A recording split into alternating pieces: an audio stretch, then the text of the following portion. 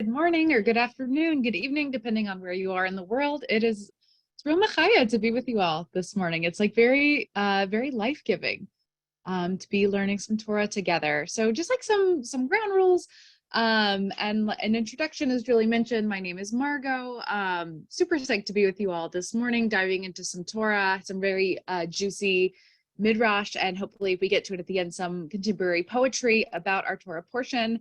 I know that like different facilitators have different Zoom styles. My hope for us this morning is that this can feel like a conversation. So some ways to make that happen. We're a large group this morning, so please don't like spontaneously go off mute, but I'll be asking people to read the sources. I really want to hear lots of, different voices. It looks like Carol's having some sound issues. Can people give a thumbs up if other folks can hear me? Okay, great. Additionally, please use the chat. I think one of the coolest things about learning Torah the last couple of years in a virtual setting is the use of the chat. Almost like I have mine popped out to the side as a running commentary, right? So like my Zoom screen reminds me a little bit actually of if you've ever seen like a traditional layout of the Mikra Gedolot or of the Talmud, like the commentary running down the side, the live additional conversations that are possible aside from the main conversation, I think is so enriching. So I will do my very best. I cannot promise that I can read as fast as, 120 of us can type. But like, please use the chat as well for comments. And I may ask people to occasionally unmute and like share aloud also what they've read in the chat. So Julie, if you don't mind just posting the source sheet one more time for folks who are coming into the room, we are gonna get started. Am I able to share my screen, Julie, or is that okay? Great. So before we do share the screen, I just would love to like drop in. We're in Parashat Vayera. So much is happening, right? These first couple parshiot of Genesis of the book of Bereshit are so rich, right? We're like exploding from the world's first family to like the first monotheistic family to the world's first Jewish family, right? We're like branching out in so many directions. A million things are happening. Some of us may have like just visited a lot of the action in this parsha, not so far back in the recent weeks, in over Rosh Hashanah, right? A lot of Parashat Vayera, especially the Akedat Yitzhak, the banishment of Hagar, the binding of Isaac, all these things happen. So we are going to focus on something hopefully that we didn't spend as much time on Rosh Hashanah. So I realize I'm asking a loaded question. But when we talk about Sodom and Gomorrah, what are people's first reactions? Just feel free to drop a word or two in the chat. Sodom and Amorah, or Sodom and Gomorrah. I will say this is a niche reference. I often think of the there's a documentary about like inner city life in Italy called Gomorrah, and that's often what I'm thinking of when we get to this parsha. But just feel free to put in the chat. Lot's wife, yeah, pillars of salt, high drama, what sexual immorality, things meant or meat, I'm not sure. One or two other things in the chat. Oh, profound sadness. Thank you, Doreen. Punishment. Oh, Simcha. I love this. Also, Simcha is my kid's name. The bitter, yeah, the salt of holding on to history, tzaddik and tzedakah. Number of people in a minyan. Yes, Abraham arguing with God, right? If we can get it down for 100 to 50 to 20 to 10 people, disobeyed and punished. Lot's daughter, appealing to God's compassion, hostility to strangers. Oh, Isaac, you're my plant today. Homophobia, women who have no name.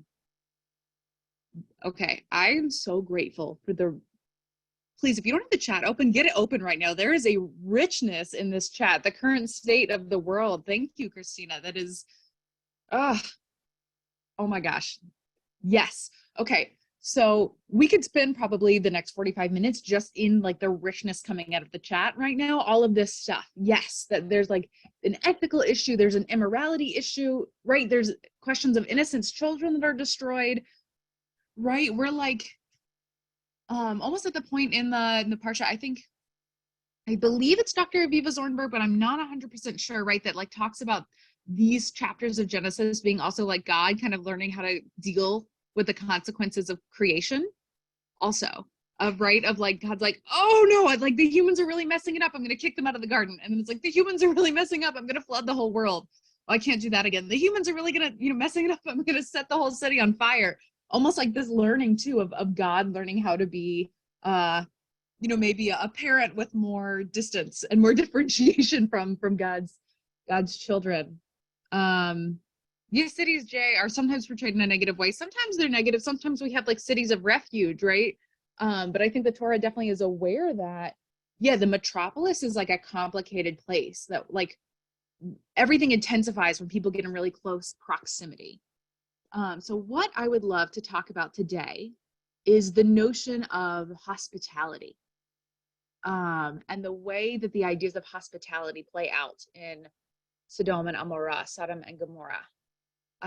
So I'm going to go ahead and share my screen. And if somebody wants to come off mute and read just this gray sheet text that we're going to be looking at, that would be fabulous. Can folks see the source sheet?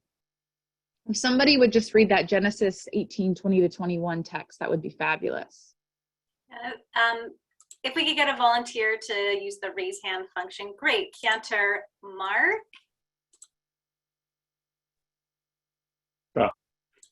Then Adonai said, the outrage of Sodom and Gomorrah is so great, and their sin so grave. I will go down to see whether they have acted altogether according to the outcry that has reached me. If not, I will take note. Thank you so much, Cantor Mark.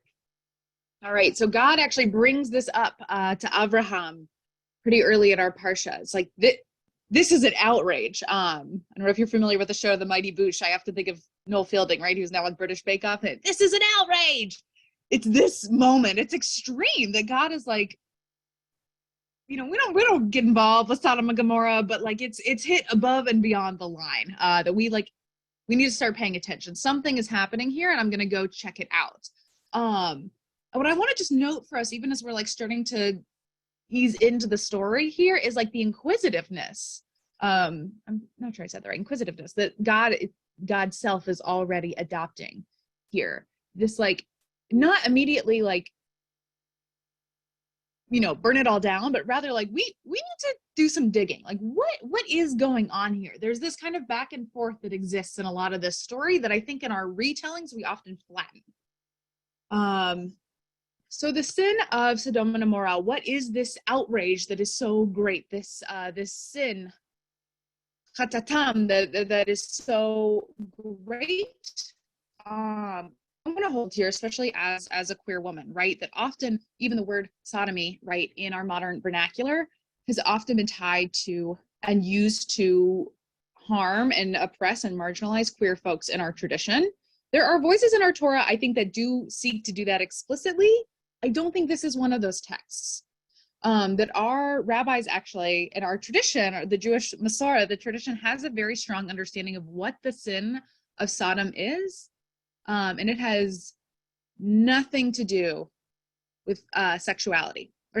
So I want to just like, as a heads up, I want to name that is not the road we are going down, and also acknowledge and hold that history that is certainly part of the way that like I as a queer woman experience when I encounter this story. But it's actually the book of Yehezkel, Ezekiel, the prophet, gives an alternate explanation that becomes the dominant mode of interpretation in classical Jewish understanding of what is going on in Sodom and Gomorrah. So if we could have another volunteer read in the English, the Ezekiel text here.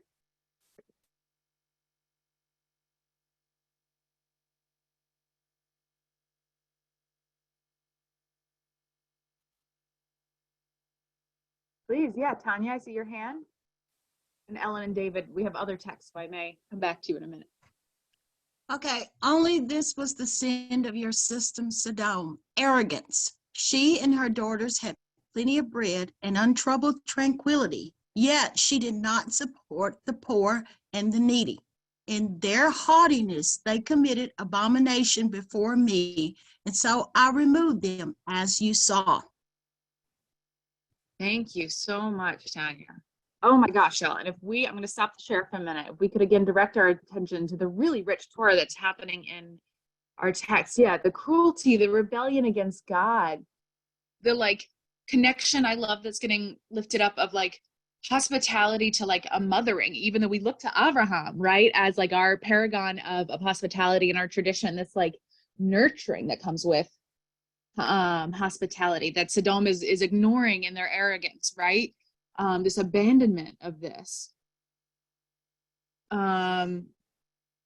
Ooh, David, I love your question. Why does God need to see? Doesn't God already knows about it? God says, like, the cry has reached me.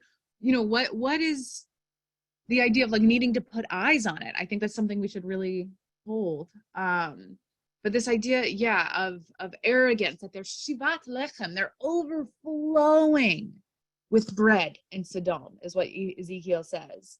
An untroubled tranquility, but they did not support the poor and the needy. This is the sin of Sodom in classical Jewish interpretation. Yes, the stranger in the land. Yeah, Greta, I love this. The commandment not to remain indifferent. This living in great abundance and keeping it for yourself. So there are many, many, many midrashim, sort of like classical rabbinic expansions and interpretations of what exactly the people of Sodom were doing to be inhospitable to the strangers and the needy and the poor and the marginalized within their midst. Oh, Betsy, okay, you are after my own heart here as a human rights advocate talking about oligarchy and rampant capitalism. I'm loving this. Janet, I love too this idea. God probably already knows about what's going on, but that the vision and the looking on God's countenance almost is not just a form of blessing like we talk about in other places, but accountability. Yeah, it's like, I'm going to put eyes on you and watch you do it and make you look at yourself as well.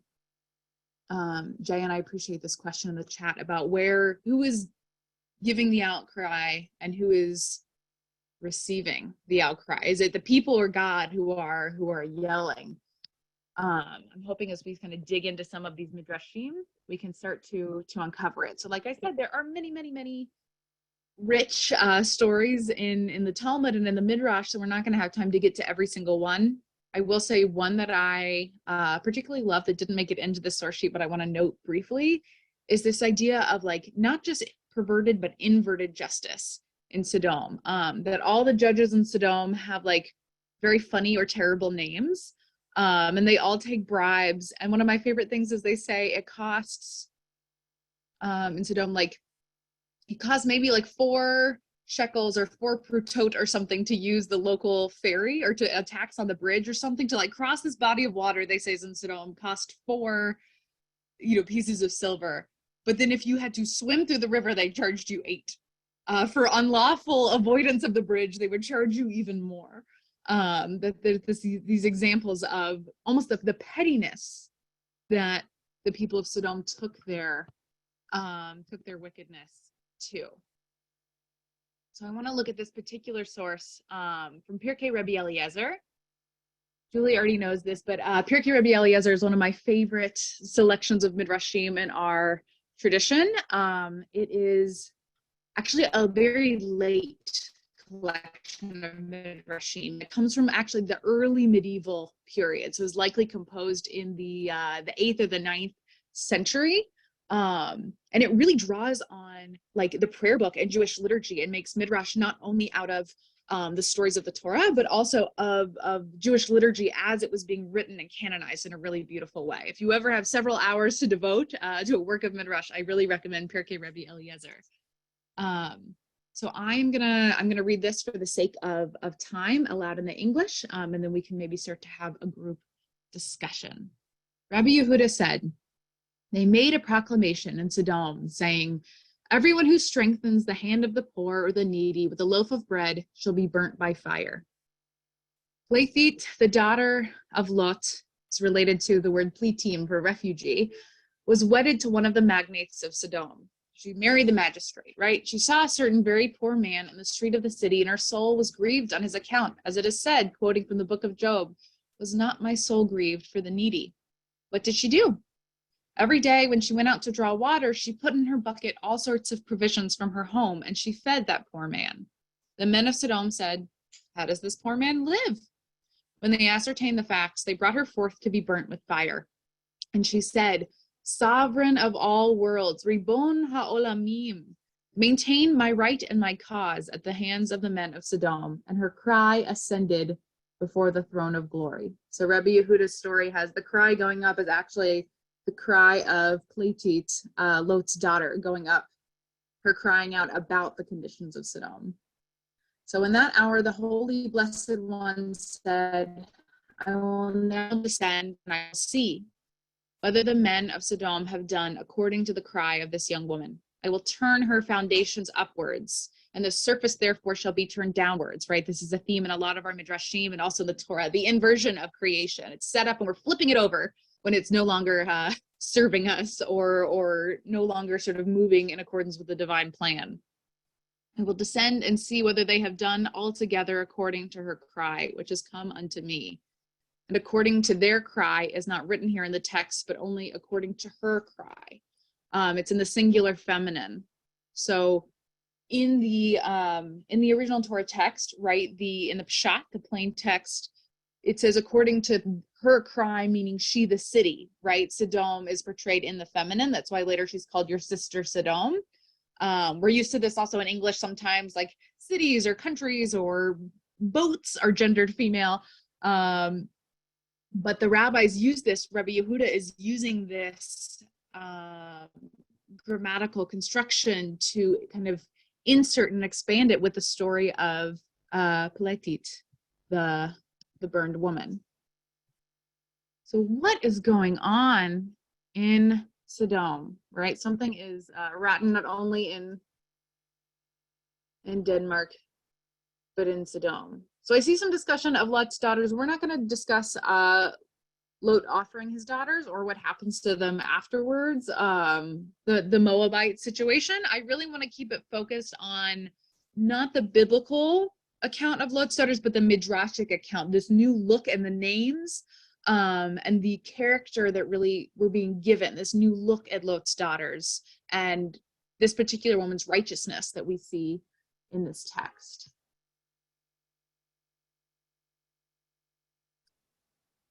What do we think? What's happening in Sodom that's like particularly so awful that it would, we're burning people, which is horrific. But what else is happening in Sodom to both the poor and the people who are seeking common cause with the poor and the hungry? And folks can use the raise hand function, and I'd love to hear some of their voices. What's your reaction to this text? Yeah, Tanya. Well, I just want to go back to the beginning of the parashat when the angels came to visit Lot. He seemed to be in a big hurry to get them off the street and out of sight. And I think it was because this supports that he actually prepared a meal for him, but not the type of meal that Abraham prepared. Mm-hmm.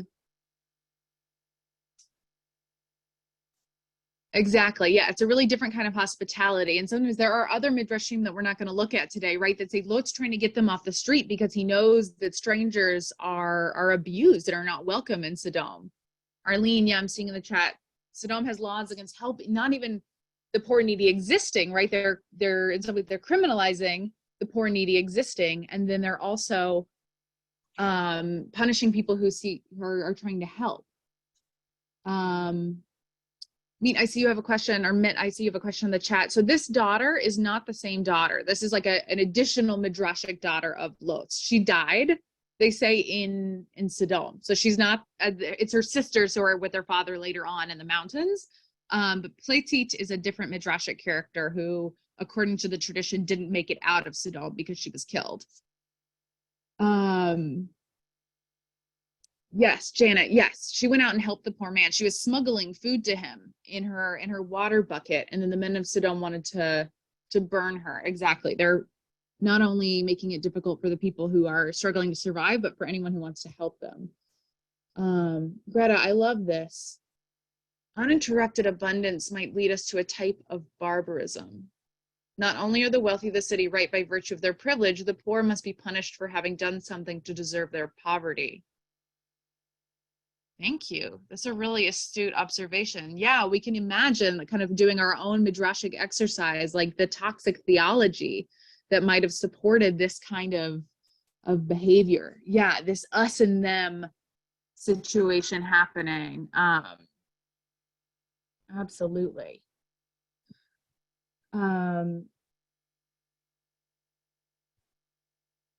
So the midrash I wanted to look at next is another classical midrash from Tosefta Sota. So the Tosefta, it was codified likely around the same time or just after the Mishnah, right, which is like one of our early legal works in Judaism. And so the Tosefta is like sort of like the Mishnah's buddy. It doesn't have the same legal weight, but it's from a similar time and place, and traditionally was thought to be codified by the same people, and but also has a lot of great, like really juicy early what's called Tanaitic midrashim. So like early era midrash. Oh, and I appreciate this thing that's happening in the chat now about ugly laws. Yeah, where traditionally folks who were poor or destitute or disabled were legislated against appearing in public. Yes, this is like very similar. Sundown laws in the South, sometimes those were on the books, sometimes were enforced with, extra legally without ever being encoded in law, but we're still very real. Yes, this kind of citywide, when a city takes on a culture of oppression and marginalization. Absolutely. Yeah, the opposite of this mistrust versus nurturing. So I've been working on a project. It has unfortunately sat a little fallow the last year because I had a baby, but we're getting back into the swing of it, where I'm attempting to actually do a new translation of Tosefta Sota, better reflecting the poetry that is in this text. So if you'll permit me, I would love to share the section of Tosefta Sota that I've translated that comes from and really discusses the sin of Sodom. So it's got lots and lots of quotes actually from Job. It's situated in the middle of a whole chapter that is trying to figure out, why do good things happen to bad people, right? The opposite of what we would call theodicy of why do bad things happen to good people? This chapter, the Tosefta, is extremely concerned with the idea of the people of Sodom were horrible. Why did they have all this money and the Shivat Lechem? Why were they overflowing with bread if they were terrible people? And so the Tosefta is using a lot of quotations. We're not going to cite every single one from the book of Job, which also asks about this question, right, of theodicy, asking where is God when things seem incredibly unequal, to explore this question that really was bothering the rabbis of the 2nd and 3rd century. So if somebody would raise their hand, I remember earlier, were two folks, I think it was Ellen and somebody else who was offering to read. And we are gonna make it through. And I would invite you again to read this text less like you would read Torah and more like you would read poetry. Yeah, Ellen, if you want to come off mute and read this, and I'll scroll down as we finish it. The people of Sodom did not act proudly before the Infinite for any other reason, but for the abundance that was showered upon them. As it is said, as for the earth, bread sprouts right out of it. Its stones are sapphires. Its path is not known by any swooping bird of prey, and the hawk's eye has not caught sight of it, and it has not been tread upon. I'm going to scooch it up really quick. Thank you. Please keep reading.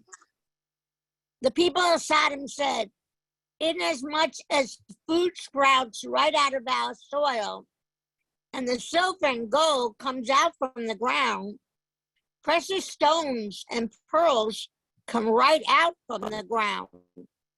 We have no need for the wider world. They visit us only to take from us. Let us arise together and forget this practice of trade from among our ways.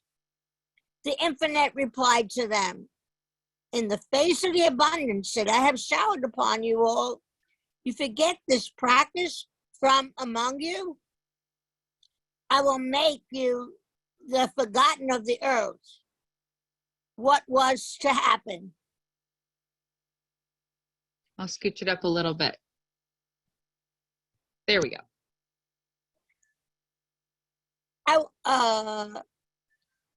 God breaks open a tyrant, a fireband of contempt to quiet the tents of the robbers. And indeed, what was to happen? As I live, says the Lord God, Sodom your sister. Behold, this was the sin of your sister Sodom, pride, sedentary of bread, and altogether the hand of the poor and the wanting she did not strengthen. And they were arrogant, and they produced abomination. What was to happen? Scroll up a little bit. And I spawned them when I saw what they had done.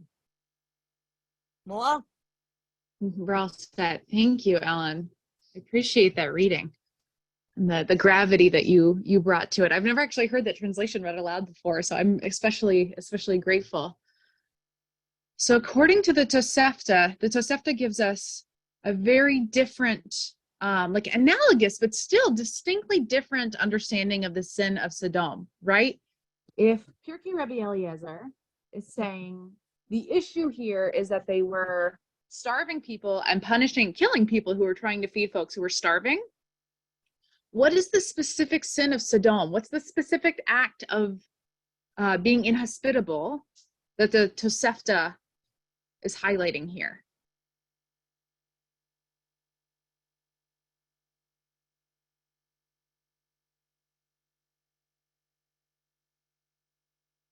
Yeah, Sarah, the arrogance leads them to do something really specific. Cruelty to the poor, not just to the poor though.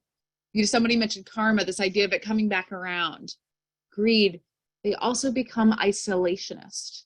They say, we're gonna stop trading. They say, we have some kind of magic soil here in Sodom, where I always think about it like if you've ever dug up a potato, and it's like insane. There's a whole potato just sitting there in the ground. The Tosefta imagines a land where you can dig up baked loaves of bread, and that there's pearls and there's sapphires sitting there in the ground. They're like, we're set. We have bread growing straight out of the earth. We have, fine jewels in abundance that just grow out of the ground. We don't have to go to the ocean or mine it. It's just there. We're not going to trade anymore. Sodom has totally cut themselves off from the world. So they say it's not only just affecting the poor and the needy in their city, they have functionally created like almost an internal siege. And that instead of sharing and being, somebody talked about ugly laws, right? And I appreciate you bringing in the disability justice lens here, right? From a disability justice lens, we could say that Sodom is denying the reality of interdependence, that we all have things that we can give and we all have needs, and that we are all actually interconnected through mutual obligation, through the ability to give and receive, right? I grew up, at least in part, in the American South, and people always make a joke about like, oh, Southern hospitality. And when I was growing up, my mom was very clear. She's like, Southern hospitality goes both ways. Your host does everything they can do to make you comfortable, and you as a guest do everything you can do to make yourself easy to host. Which is a lot to learn as a kid, but this idea, right, that there's a mutuality, that the sin of Sodom, the arrogance that's really motivated by this greed, according to the Tosefta, is to pretend that they don't live in the world. Yeah, Janet, we're all responsible for each other, right? We have that beautiful phrase, Kol Yisrael Aravim Zeh Lezeh, all of the people of Israel are responsible for one another. Yes, this site. Sodom says, oh, except for us. Like, we're set. We'll go off by ourselves. Yes, Simcha says, a loss of human value. So what are folks' reactions to this? Do we find the Tosefta's portrayal of the sin of Sodom maybe more emotionally resonant or spiritually resonant? Or, are we resonating with Pirkei Rabbi Eliezer? I'd love if a couple of folks want to use the raise hand feature, or you can even just raise your hand if you're on camera and we can kind of find you. But I'd love to hear sort of how this is resonating and hear some other voices. Simcha, yeah, you want to come on the mic? Thank you. And good Shabbos. There's something really palpable just in my human experience of a lot of the work that I do isn't like, I have a product, it's a tarot deck, but what it took to create that tarot deck is so like the value of the amount of work of the people that are courageous enough to like put things out there that will be judged or made wrong, or go be with the people that are less than or made wrong, or, like all of these acts of reaching out to those less than feel like it was made wrong in this moment out of fear and selfishness, and let's control this thing. So it just felt, and it's interesting coming from a place of like, leave everything behind, you got this, go on a pilgrimage. And then all of a sudden we're like trying, as soon as we seek or gather abundance, it's like, cool. And then all of a sudden we're like trying to hold it close. Like that was really uncomfortable to be naked for that long. And what would it be like to not have to hold on to anything? And just continue doing that pilgrimage. It's really powerful. Thank you. Thank you. Beautiful. Yeah, and I'm seeing a lot in the chat also about like the seeming discomfort that the people of Sodom seem to have with the poor, whether it's like we talked about sort of a victim blaming theology or just a discomfort with vulnerability. I think for some people sometimes there's a discomfort with like approaching their own vulnerability as reflected in another person's situation, right? This is like almost an inverse, like we talked about at the beginning, of the Avraham model of hospitality, of like, Avraham is sitting under the terebinths of Mamre. He's under these massive trees, and Mamre trying to recover because he just had a Brit Milah as an adult. He's recovering from, I would say, like medium level, especially in the ancient world, surgery. He's ill. Like Simcha pointed out, he's like totally disjointed from his community of origin. He's living in a tent, and he still like gets up to make food for these strangers who appear to them, and they have something to offer them too. And so I wonder also if some of what's going on in Sodom is the stratification. Like I said, the lack of acknowledgement of mutuality and interdependence, the assumption also that people who are financially marginalized or disadvantaged and experiencing poverty have nothing to give. This viewing of the poor and the hungry as people who are only there to take, and not also people who are engaged in mutuality and have what to offer us. This idea that I have and you don't have, right? We didn't get a chance to look at it, but in Pirkei Avot, they actually say that there's a Sodom mindset of what's mine is mine and what's yours is yours, and we're not going to exchange. That's the Sodom mindset. And the rabbis say that is terrifyingly common in our world. So our sages of blessed memory were acknowledging this right in the 2nd, the 3rd century. And I can see in the chat all of this like contemporary resonance also, right? This is a spiritual issue that is thousands of years old. It is really hard for us to sit in the reality and the truth of our interconnectedness, our interdependence. But it's so necessary. Miriam, I appreciate that question. Why is the focus on Sodom and not on Gomorrah or Amorah? I don't know. I would love to learn more about that. Yeah, we do kind of hyper focus on Sodom. I think because it was the one that got set on fire. Maybe Gomorrah is like a suburb. I'm not totally sure actually of the relationship of the two. Yeah, and I would love to hear maybe another voice or two, one or two more comments or reflections on what we've learned so far.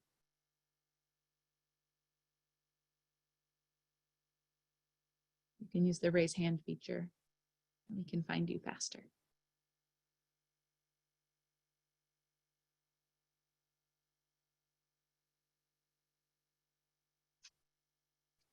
Yeah, let's hear from Mackenzie and then from Janet. No, I just wanted to say thank you. I really appreciate the fullness of the perspective that you giving. I've been praying lately, just kind of contemplating the nature of arrogance.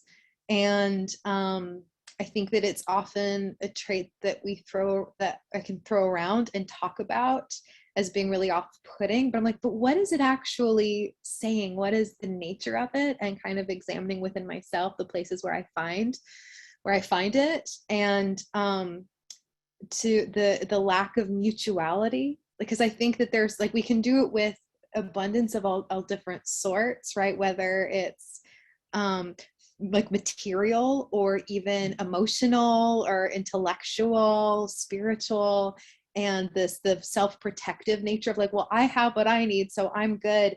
And then there can even be this, like, I've just been catching the, like, what is the shade of the nature of my generosity, right? Am I othering someone as I do this? Am I coming from a because I have so much, or am I really doing it from a place of mutuality where in giving I'm also receiving? And so the looking at this text from that angle with the fullness that you're giving I really appreciate it touching some shades of my own heart. So thank you. You appreciate it. And the poetry with which you express yourself, I'm seeing some appreciation even in the chat, Mackenzie, right now, for the way that you frame this. I will give a little plug for my own community organizing training and background. I think really has helped me understand this more deeply, how to identify self-interest, not as like a selfishness, but actually a deeper understanding of mutuality and interdependence, rather than moving through the world like, or thinking of tzedakah, right? Tzedek means justice, it's obligation, it's mutuality, and not this idea of noblesse oblige, of like, oh, I have so much, so I guess I could give you some off the side. That like leaving the corners of our field untilled is the bare minimum. Like that's the base, that's the beginning of our obligation. And like, how do we move through the world in obligation to where we don't have to be reminded, but that's our base setting. Janet, what did you want to share?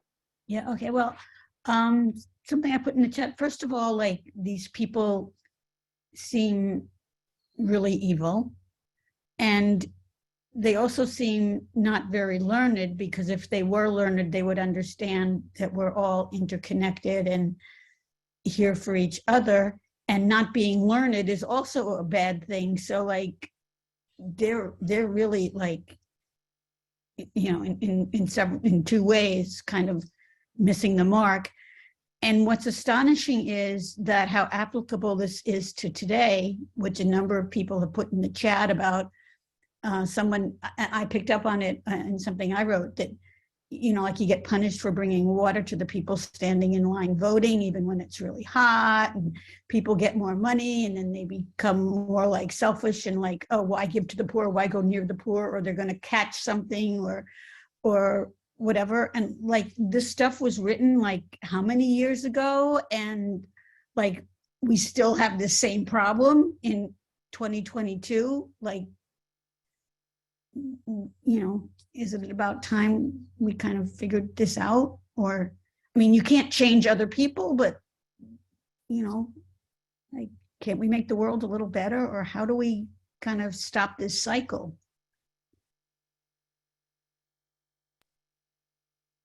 Absolutely. And I think, I'm trying to see who put in the chat. I think Sarah shared in the chat this idea of treating people as things. Or even I would build off of that and say, treating people again as like a one-way street, seeing people, taking stock of people only for their needs and not also the gifts that they're bringing to the table. Natalie, I see your hands up. Why don't you, if you would bless us with the last comment, and then I would love to read a little bit of contemporary poetry that addresses this at the same level. Thank you very much. Good Shabbos. I just want to share a personal story, if you don't mind.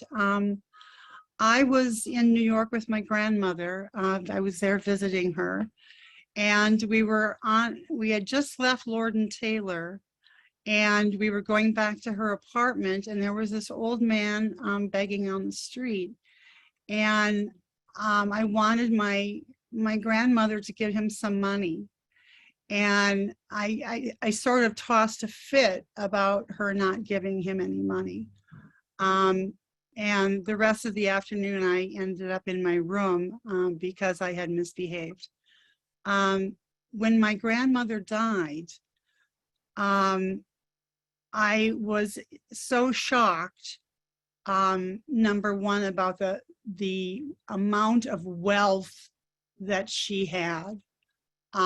It was more money than I could possibly imagine, and I think I was in my early 20s. She left each of us $10,000 and gave away the rest of her money.